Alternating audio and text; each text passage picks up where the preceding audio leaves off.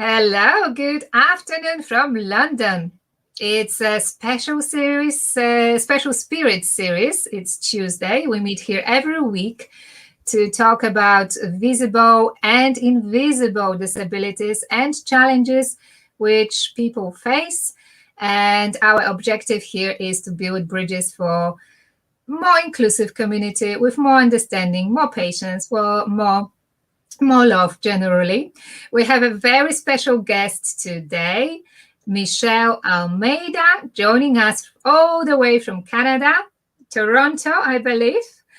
And we will be talking about Michelle's story and how amazingly she's done with her challenges. If we can call them that way. Michelle is a caregiver to her 20-year-old son. Michelle is also a magnificent community worker in terms of what she brings into her community. It's just amazing. We'll talk about that. And a really beautiful person. So I can't wait to start. And I know it's a very, very short introduction to what you do and who you are. So please tell us more about yourself. All right, thank you. First, I got to say thank you for being such a beautiful person and having me on this live. I'm very excited to be here. I'm going to bring a lot of energy, so I hope it doesn't, make anybody too okay. But yeah, that's one of my traits is having all this energy, and I've learned that from my son. He was born in '93 in January. Cold here in Canada, about 3 hours north of Toronto. And we knew it was a perfect birth at the start because we didn't have any issues. It was probably the first or second day in the hospital where we were trying to get him to nurse, and he wouldn't nurse. And we were just thinking, oh, it's probably colic. And it was probably about 2 or 3 months where I'm going, I don't think this is colic. I was using my intuition, your mother's instinct and Yes.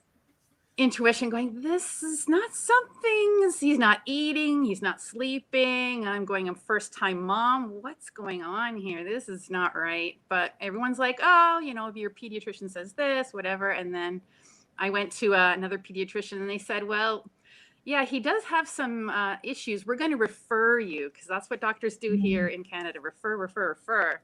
Yeah, yeah. They do that too here. Yes. So by the time he was 10 months old, he had his diagnosis. They did an MRI and noticed he had calcification on the brain, and it took them 10 days to kind of formulate an idea as to why. They thought it was from a virus called cytomegalo, so they just call it CMV for short. And I was kind of happy to know what his diagnosis was so I could start treating it.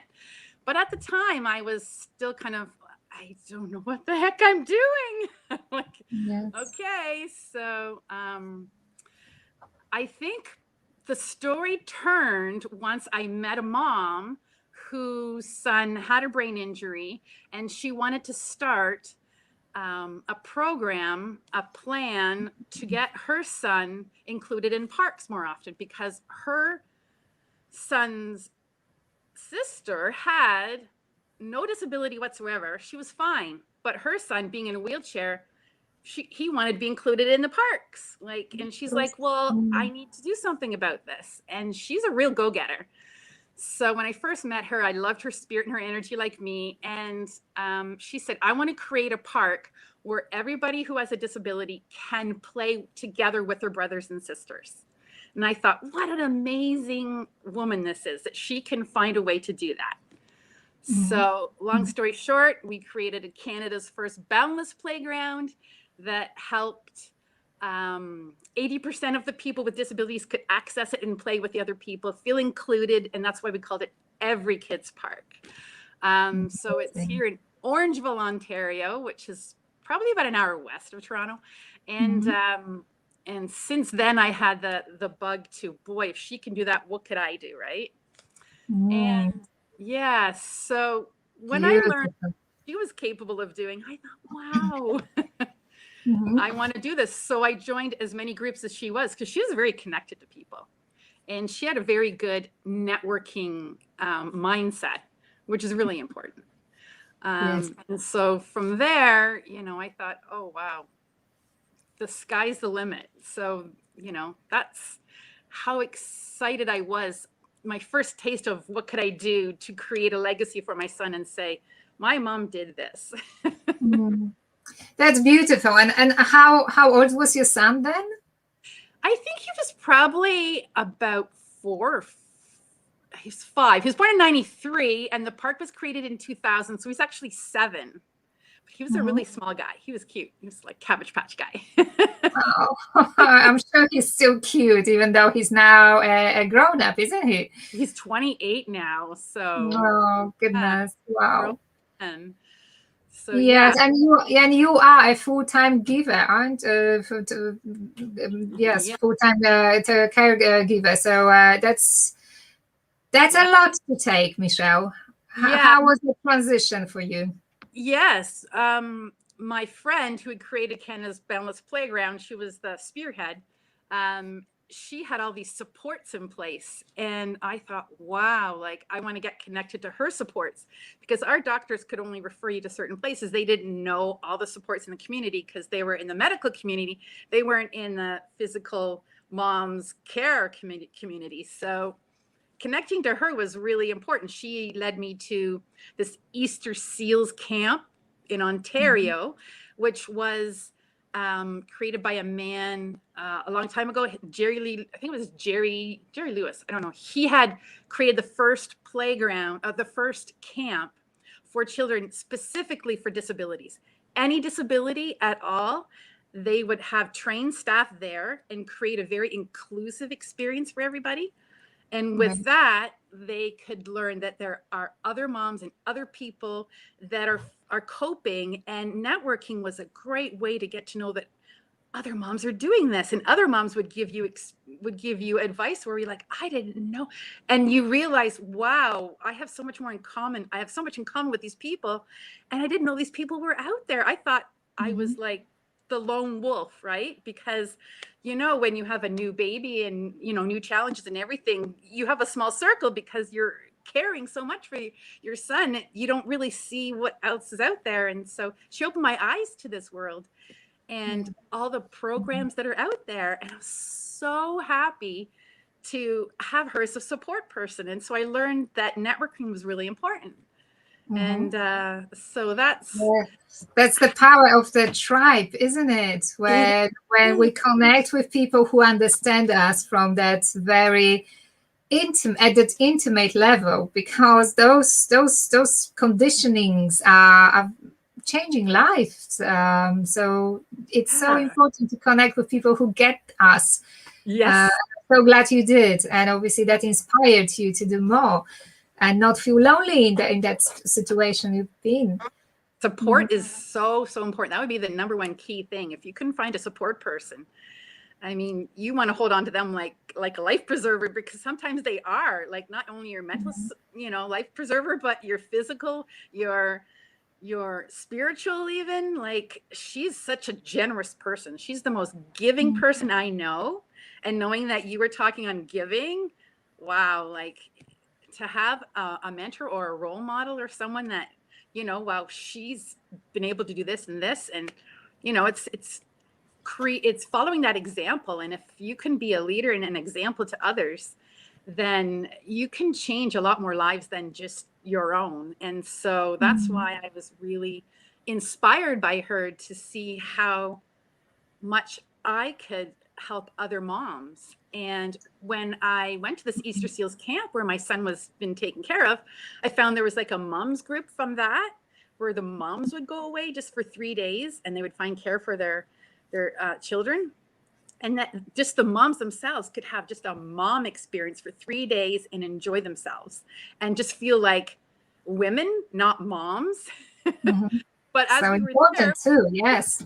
Yeah, it was really hard to not talk about our kids there, because we had so much in common about how they deal with things. But it was really an amazing camp. So there I could branch off to, oh, there's this program over here. And did you know that my child receives respite over here? My child receives an overnight stay here. And that was another great avenue to go through. So I was very, very happy to have that person that was kind of like that go-to person.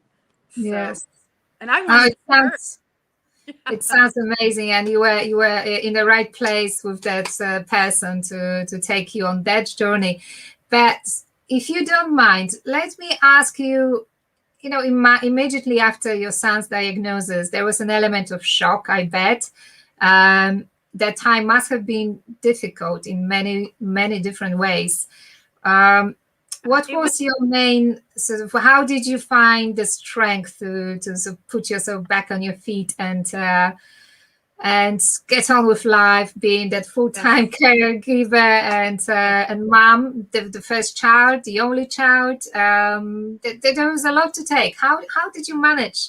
Well, I think at first it was almost like, I hate to say it, but it was almost like you were going through a stage of grief. Like you were almost like, oh no, that's not the way it's gonna be. Like you were kind of like, no. And then you would start to like bargain. If I could just do this, then maybe, so I was going through those kind of stages. And then I got to the kind of like, well, I have to accept that this is the way it is. And how can I create that glass being half full instead of half empty? So I had to, you either kind of sink or swim. So I just learned how to swim, just keep swimming and find those people that can help support you. So for me, it was just trying to find that better way of life. Like I wanted my son to have the best quality of life. Of course, we want that all for our kids. So I was just so focused on what I could do to increase my son's quality of life that was really my only focus. And I think it's Tony Robbins says, where your focus goes, your energy flows. And so that it was getting through those stages of grief in a way. It took a while, like they say, over time, you kind of build this muscle. So I was, without the support system, I don't know how I would have been able to cope. So having the programs that I had and actually asking as many questions as I could to as many people as possible really helped. When you need a lifeline, sometimes you're like, lifeline.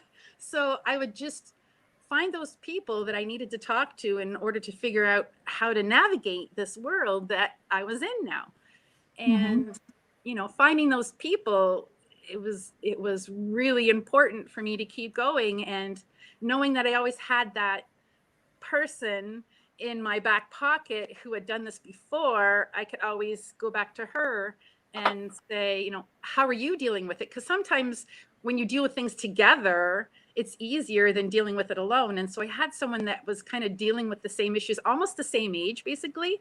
So at the same kind of developmental level. So connecting with those people, we were our support team. So, it's so important to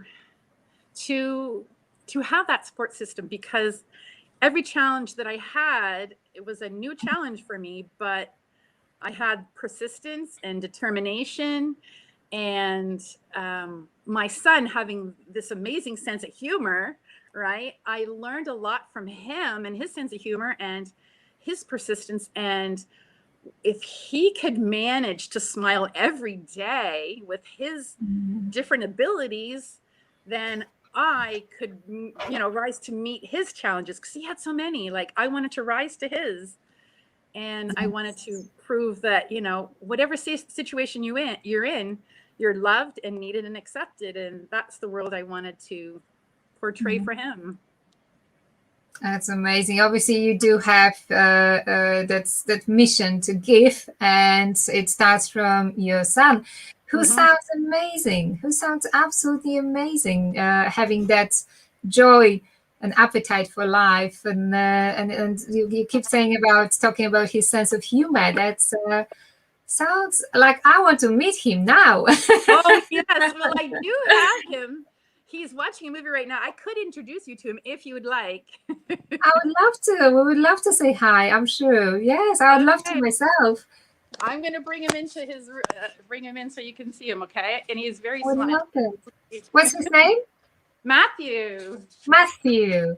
All right, and he loves to smile. We'll see. Matthew. We're gonna turn this off for a minute. We're gonna showcase you. There you I just want to are. say hi, Matthew.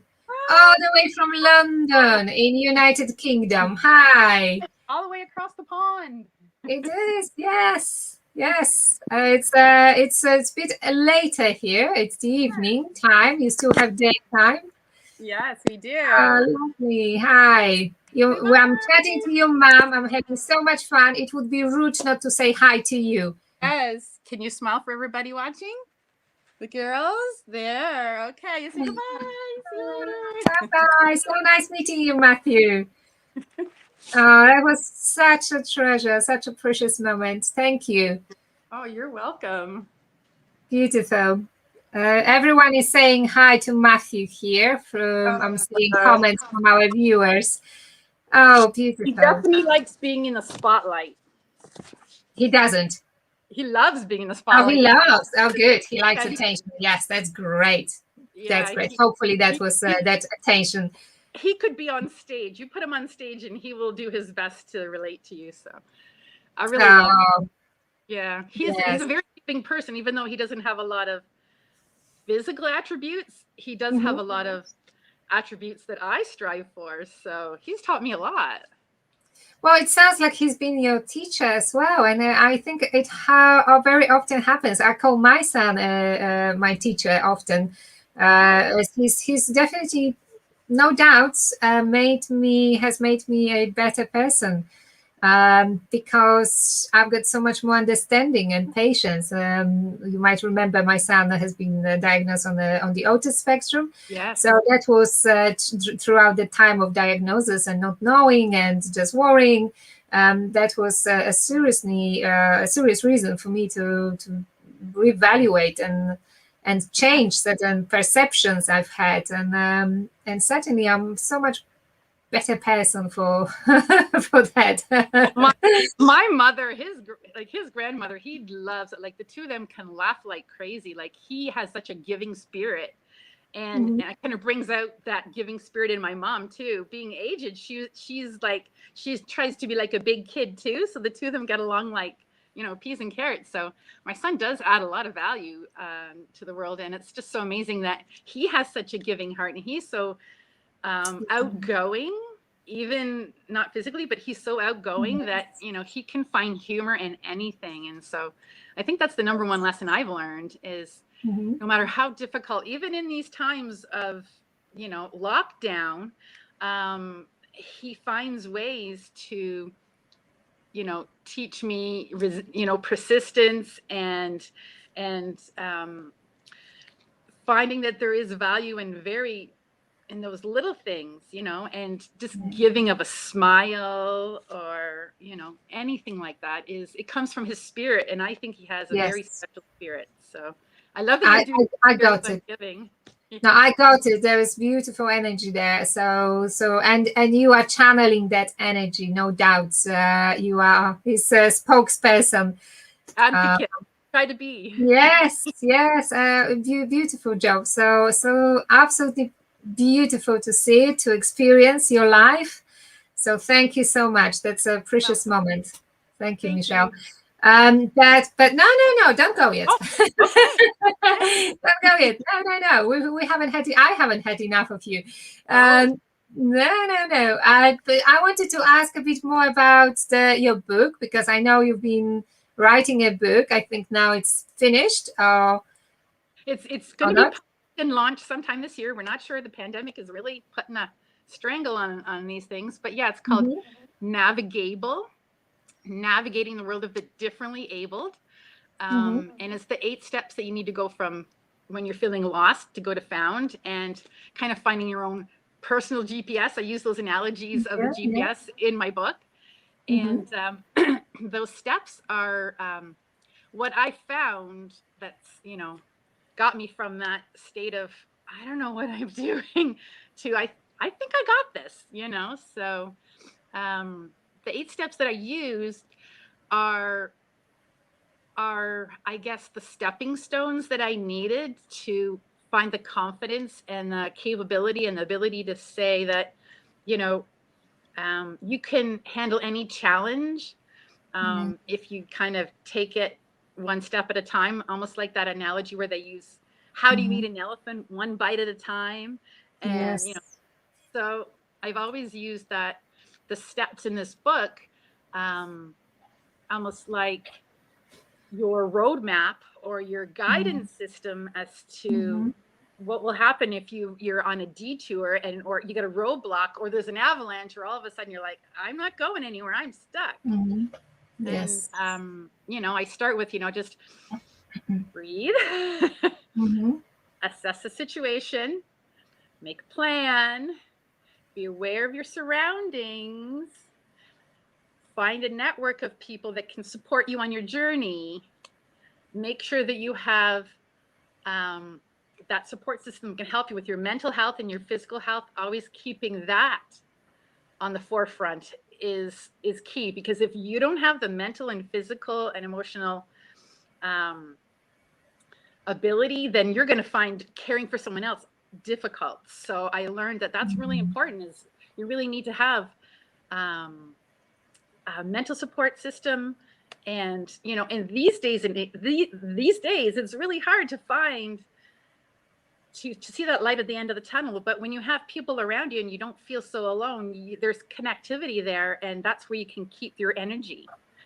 And of course, after that, you need the sense of humor, right? Like, you need to just kind of bring it full circle and say, is there anything I can laugh about here? I know it's a terrible, terrible situation for everybody around the world, but what is it that we can find to smile about? What is there that we can just keep that hope alive? Because without hope, you know, you're not going to be able to keep on that road, right? And, you know, when you say this, the spirit of living is giving, it really is. If you don't have anything to give, you're not able to not only help yourself, but, you know, you want to help your family members as well, and your friends, and eventually your community, and it just kind of reaches out from there.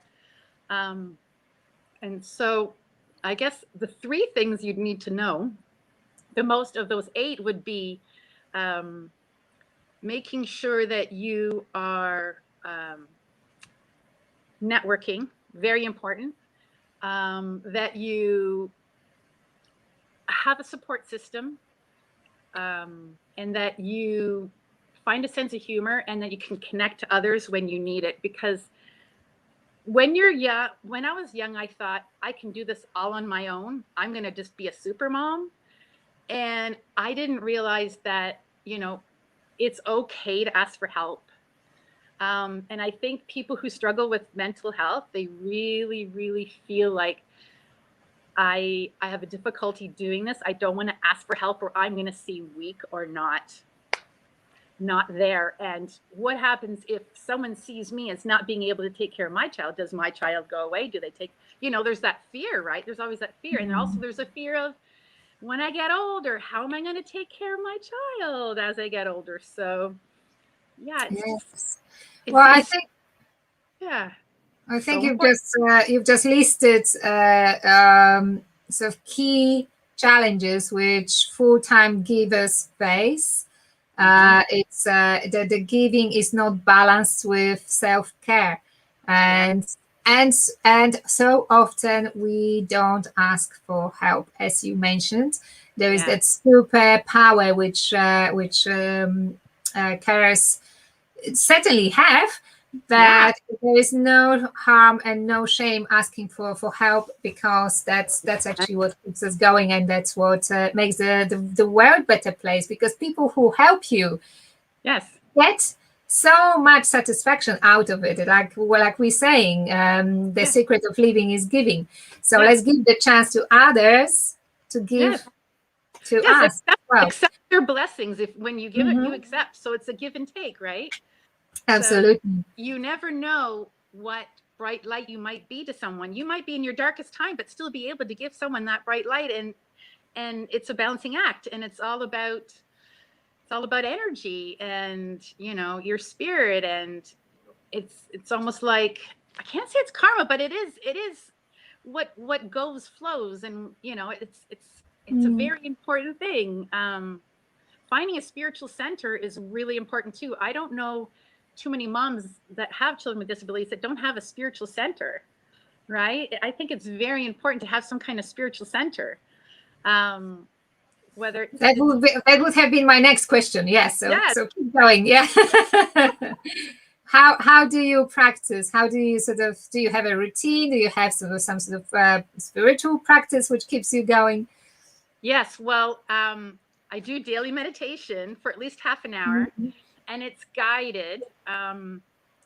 So it's online, which I found through Altar Call, and it's very divine centered. I know so well. Yes, absolutely. Yes. And it does help you. It's all about breathing, which is number one in my book. Breathing, and so that kind of centers you, because I think if you do have a panic or an attack or something where you're just like, the situation is too grave for me to handle, it's breathing and getting yourself back to your center. I was raised as a Christian, so I am a Christian, and knowing that there is a higher power out there that does help bring people and situations to you to help you, so you know that you're not alone. Because there have been instances where it's like, you think I can handle this? Oh my gosh. But then someone might come, like, it'll be someone that you needed at that time. You know, prayers are so important for me that, you know, I notice the more that I pray, the more things, you know, happen that I would never have planned, right? Like, he works in mysterious ways. So yeah, it's a mystery to me sometimes, but I know that praying is the most powerful practice in the universe. It doesn't matter what faith you're from, but praying or speaking to some higher power, it really does help, because I don't think I'd be where I am today without that spiritual center.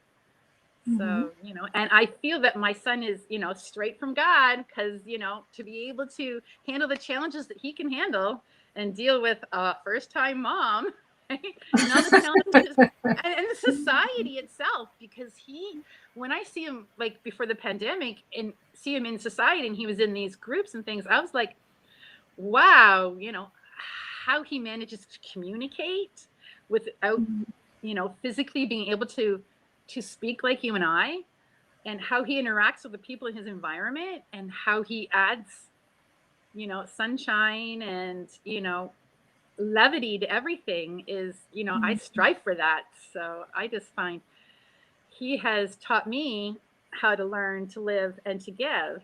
And, you know, that's just beautiful.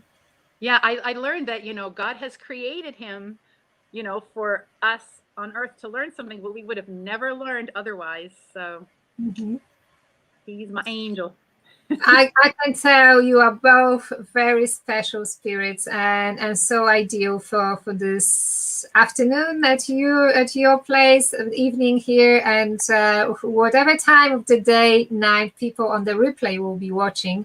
I'm quite certain we'll all feel that wonderful energy coming from both of you. And it was just so good to connect with you. And you can connect with me again on later on. I have an IG account, and I put on daily mental moments. So it's just a little blurb. Beautiful. So every day, if you want, it's Michelle 5980 on Instagram, and check me out. You'll see me there. Beautiful. Anyone on the replay, make a note and check Michelle, because there is so much beautiful energy going on there. So for a daily dose of light and love, let's connect. Well, I'm happy to put any links in the comments so people can find you. And I could have not found a better person for this series of special spirits. So thank you so much. You as well. pleasure. For anyone who's watching us on the replay, if you want to hear more of those beautiful, heartwarming stories, you can follow us on Facebook or YouTube. This live series is always on Tuesday, 6 GMT time. So that must be 1 p.m. for you. Yes. And I'm not sure what's the other times around the world. I keep trying to find myself in different time zones, but I can't remember them. So I've got my PST little... is 3 hours earlier. So from... Here we go. Yeah. So Here we go. great. It was an absolute pleasure. Thank you so much for joining us. And no doubt I'll be checking you on your IG. And for now, we'll leave you with blessings, and we'll might see you again. Thank you, Michelle, so much. Take care of yourself and your lovely Matthew. Thank you. Bye for now. Bye.